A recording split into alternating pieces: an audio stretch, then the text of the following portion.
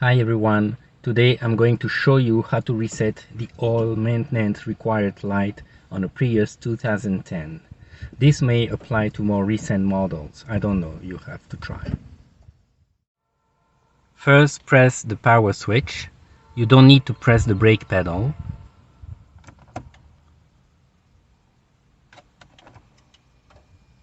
And then press the trip button here until you see trip A on the dashboard. Okay, trip A. I don't know if we can see it on the video because of the scan frequency, but now it displays trip A. Then turn off.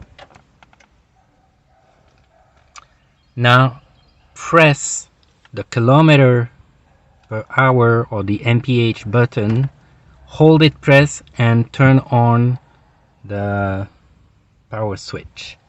Okay, and maintain the mph button or kilometer per hour until it tells you that the thing has been reset.